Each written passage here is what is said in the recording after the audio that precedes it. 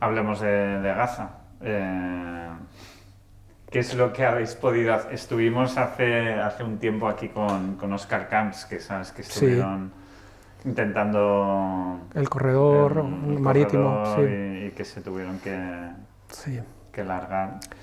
¿Qué es lo que habéis podido hacer vosotros y cómo está la situación que, como ya ha pasado tiempo, parece que cada vez es menos noticia Sí, en los medios, ¿no? es Pero complicado, nos ¿no? relata. A mí me resulta cada vez más complicado encontrar ya las palabras, ¿no? de lo que está sucediendo en Gaza, porque Gaza es el infierno en la tierra, es tremendo lo que está ocurriendo y además está ocurriendo con luz y taquígrafos, ¿no? O sea, estamos viviendo en directo lo que está ocurriendo y estamos viendo esa impunidad, ¿no? Y esa connivencia de los poderes, de las grandes potencias de Occidente que dejan, ¿no? Permiten que todo eso pase, que se vulneren derechos de forma sistemática, que se utilice el agua o el hambre como Sí. arma de guerra, que haya 2 millones de personas que están atrapadas sin combustible, sin agua, sin medicamentos, sin cobijo, y todo eso que vemos que ocurre es lo que ya vive nuestro propio equipo, ¿no? La primera complejidad de estar operando en Gaza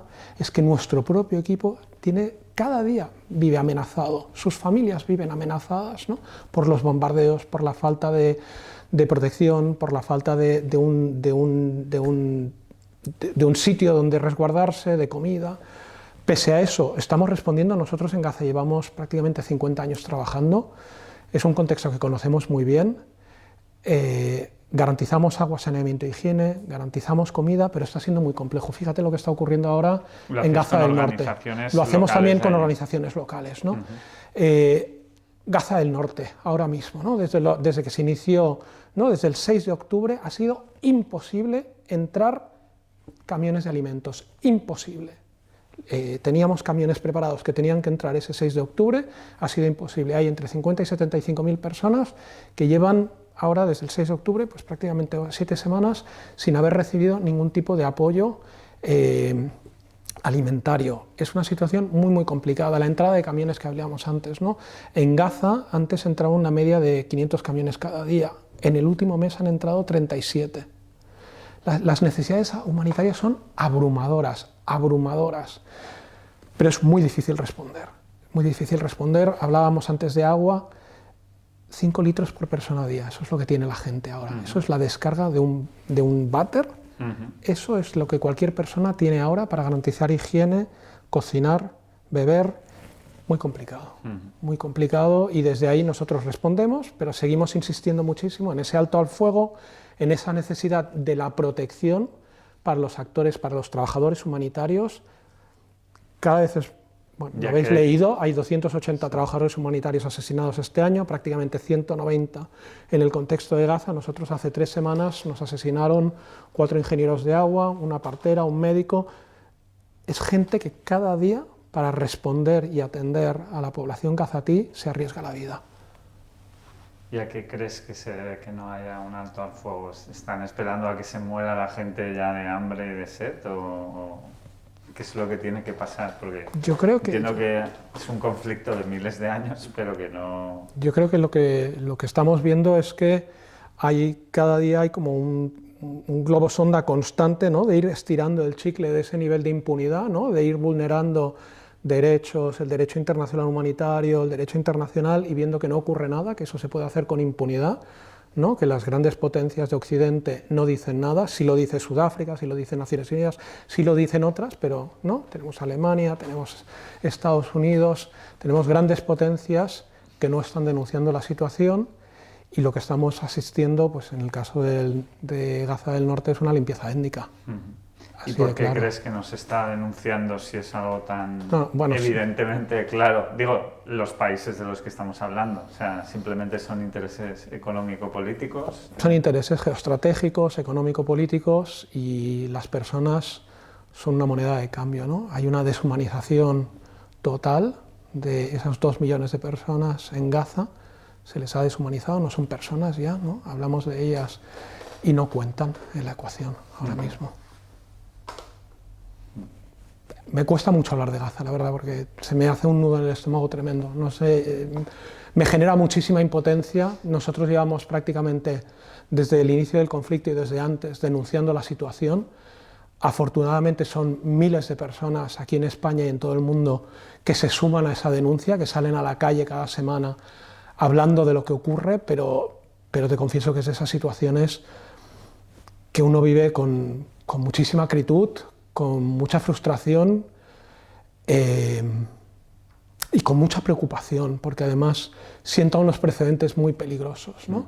Cuando alguien rompe con los consensos globales que nos habíamos dado, con las normas globales que nos habíamos dado como sociedad, ese derecho internacional, y no ocurre nada, bueno, se están cruzando unas líneas rojas muy peligrosas, yo creo, ¿no? En el contexto además político de polarización que estamos viviendo globalmente y donde las estructuras multilaterales cada vez están menos respetadas, ¿no? Y están más denostadas.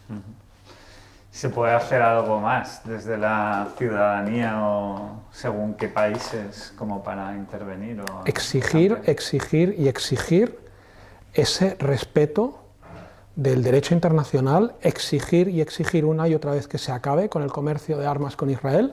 Nosotros denunciamos, llevamos a los tribunales al gobierno de Holanda, porque estaba vendiendo piezas de repuesto para los cazas F-35, los llevamos a los tribunales, ganamos el pleito y forzamos a que el gobierno holandés dejara de seguir vendiendo esas piezas de repuesto que estaban siendo parte del conflicto y que están matando a personas cada día, ¿no? Yo creo que hay que seguir exigiendo a los gobiernos que acaben con esta barbarie.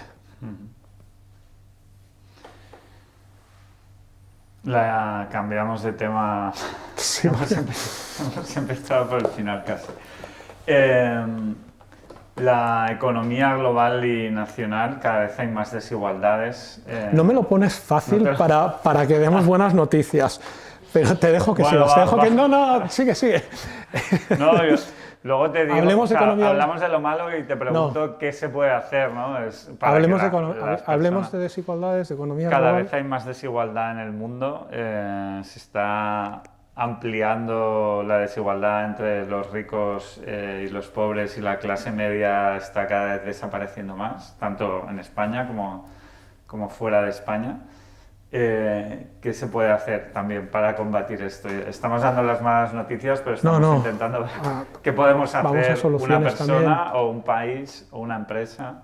Pero es verdad, tienes razón de entrada. O sea, vivimos en un mundo profundamente desigual, ¿no? Profundamente desigual.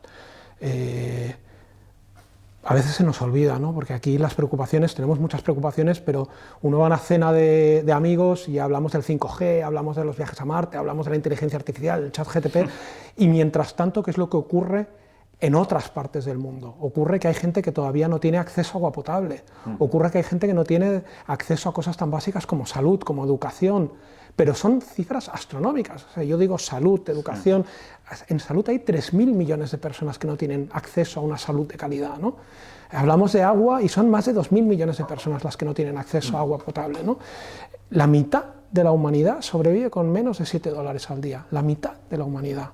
Y en estos últimos 4 años, ¿qué es lo que hemos visto? Es que la gran mayoría de la humanidad hacíamos malabares y muchos sacrificios para llegar a final de mes, ¿no? La COVID primero, el conflicto de Ucrania, la inflación, el precio disparado de los alimentos, todo eso ha ido sobrecargando a miles y miles de familias que son más pobres que hace 4 años. Bueno, todo vale casi el doble que hace 4 años. Claro, pero los sueldos no han subido, ni mucho menos, ¿no?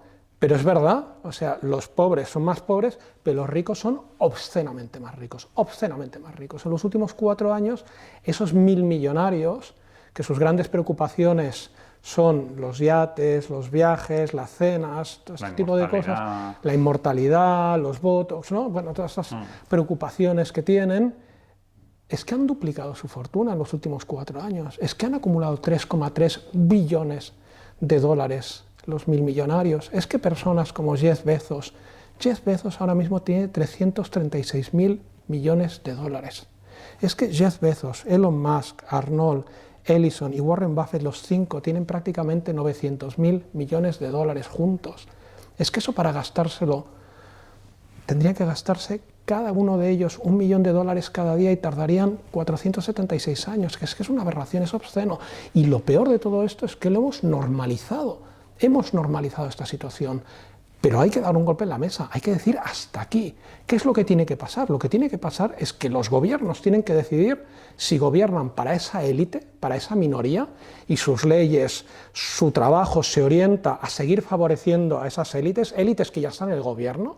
No olvidemos que Elon Musk, el hombre más rico del planeta, ahora va a estar en el gobierno del país más poderoso. Esa connivencia entre el poder económico y el poder político es peligrosísima, porque significa que las élites económicas controlan el poder político y legislan, que los gobiernos tienen que decidir si vamos cuesta abajo y sin freno por esa senda y priorizamos la acumulación del capital y que sigamos engrosando entre todos las cuentas corrientes de esta minoría, o gobernamos para la gran mayoría. Y eso es lo que tendría que pasar. ¿Y eso qué significa? Eso significa poner en valor los servicios públicos, ¿no?, esenciales en educación, en salud, en protección social. Eso significa una fiscalidad más justa, acabar con los paraísos fiscales, acabar con todas las exenciones, gravar el capital y la riqueza como gravamos el trabajo. Significa también poner coto y gravar y que tributen los impuestos que tributen los beneficios extraordinarios de las grandes corporaciones. Eso es lo que tiene que pasar. G20 hace una semana, buenas noticias, primera vez que el G20 se pronuncia a favor de una tributación global mínima justamente para esas grandes fortunas y esas grandes corporaciones.